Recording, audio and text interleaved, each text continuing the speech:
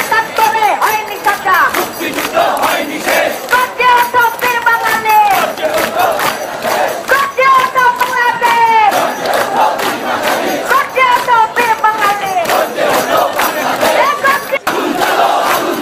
জামাতে ইসলাম, made in Pakistan, জামাতে ইসলাম, কতে কাদের মোল্লা, কতে খালে, কতে কোয়াজোর, কতে পাত্তু, কতে পাত্তু, কতে মুজাহিদ, কতে নিজামী, জামাত শিবির রাজাকার, এই মুহূর্তে বাংলাদেশ, জামাত শিবির রাজাকার, নিজামী তোর খবর হবে পাকিস্তানের মাটিতে, মুজাহিদ তোর খবর হবে নিজামী তোর খবর হবে কাদেরের মোল্লা। একাত্তরের ঘাতক দালালদের বিচার আজও হয়নি।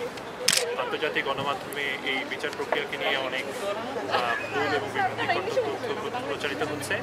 আজ আমরা এখানে সমবেত হয়েছি শাহবাগ অ্যাব্রোড আন্দোলনের সাথে, যাতে করে এই বিচারটি সমাপ্ত হয় এবং একাত্তরের সকল ঘাতক এবং দালালদের শাস্তি নিশ্চিত করা সম্ভব হয়।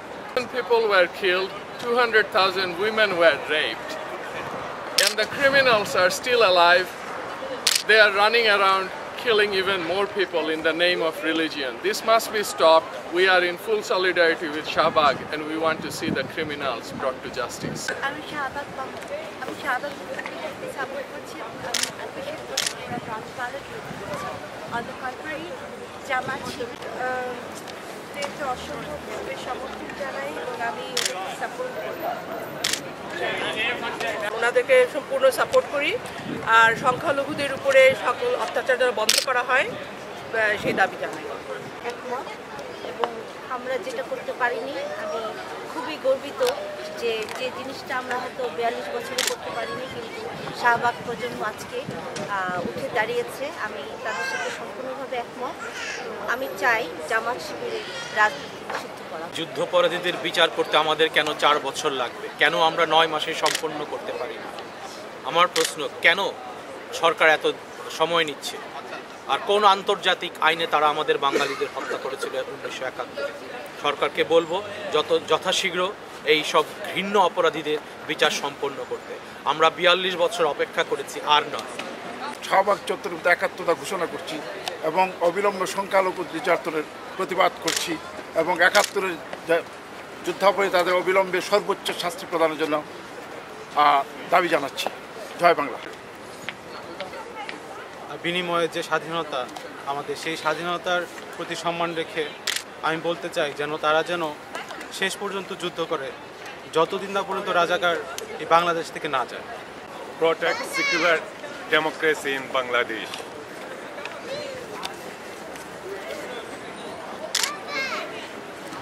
আপনি বলবেন?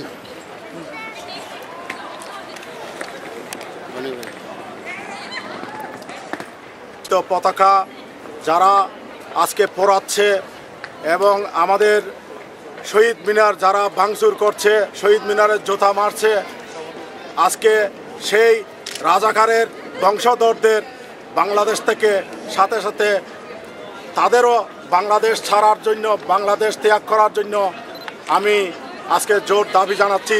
বাংলাদেশে থাকার তাদের কোনো অধিকার নাই যারা জাতীয় পতাকায় আগুন লাগায়, শহীদ মিনার ভাঙচুর করে।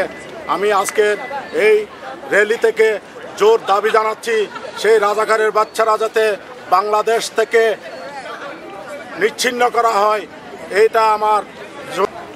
In solidarity with the Shahbag movement, I demand justice for the criminals of 71.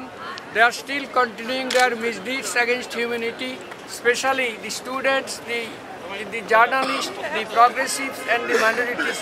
They are attacking more. This should be stopped. Everybody should have equal rights in Bangladesh. It should be secular democratic Bangladesh. Thank you. As a freedom fighter of Bangladesh Liberation 1971, I am in solidarity with the Shahbag movement and urge Bangladesh government to bring all those war criminals to the justice. First of all, we are here to show our solidarity with the Shahbag movement in Bangladesh and show our unequivocal support for the young generation who have brought this movement from Shahbag to all over the world.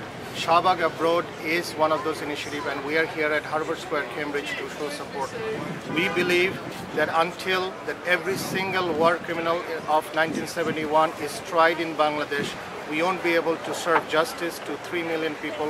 বৃহত্তম গণহত্যাগুলির মধ্যে একটি এমন একটি গণহত্যার যে এখনো পর্যন্ত যে মূল চক্রী যারা তাদের যে বিচার হয়নি, মূল দালালদের ঘাতকদের যে বিচার হয়নি, এটা সামগ্রিক মানবতার লজ্জার একটা প্রশ্ন।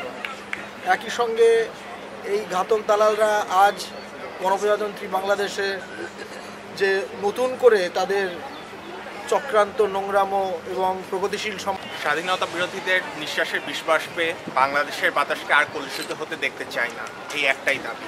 Thank you.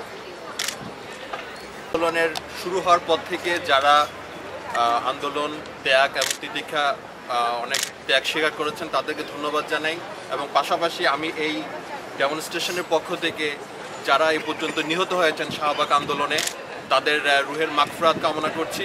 তো তারা যদিও আমাদের সাথে আর নেই, তারপরেও তারা আমাদের সাথে থাকবে, তাদের চেতনা আমাদের মাঝে বিস্তৃত থাকবে। তারপরে আমি বাংলাদেশে এই যে যুদ্ধের এই যে আমরা যে আবার যে ৭১-এর যুদ্ধ শুরু করেছি, তো এই ৭১-এর যুদ্ধের পিছনে আমি সবচেয়ে বড় বাধা মনে করি বেগম জিয়া এবং তার দল বিএনপি। উনি সম্পূর্ণভাবে এই বিচারকে বাধাগ্রস্ত করার চেষ্টা করে যাচ্ছেন, সম্পূর্ণ অপপ্রয়াস চালাচ্ছেন। উনি এখন সার্টিফিকেটধারী হয়েছেন, উনি কাউকে বলছেন নাস্তিক, কাউকে বলছেন আস্তিক, কিন্তু 1971 সালে যারা এই অপকর্ম করেছে তাদের বিচারের জন্য এত সময় নেওয়া আমাদের অত প্রয়োজন নেই, যত সম্ভব তাড়াতাড়ি এটা অ্যাকশন নেওয়া দরকার। তারপরে যারা এখন আবার নীল নকশা তৈরি করে সেই ৭১-এর মতো আবার হিংস্র যুদ্ধ আরম্ভ করেছে, তাদেরকে বিচারের আওতায় আনার জন্য আমি জোর তদন্ত যাচ্ছি। Thank you. Shahbag is not just a place, it's a spirit, and this spirit comes with your identity of being a Bangladeshi. So in essence, people who denounce the spirit of Shahbag are not Bangladeshi citizens in the first place. শাহবাগের বহমান যে আন্দোলন, সেই আন্দোলনের পক্ষে আমরা থাকবো।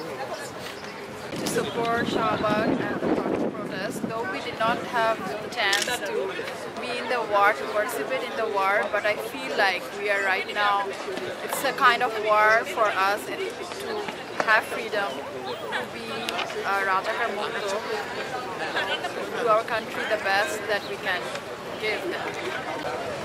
I'm with the Shahbag movement. In other words, I'm with a movement, any movement where Bengali youth stand up and start demanding for their rights. Understand that as a people of the 21st century, they can ask the government for certain things.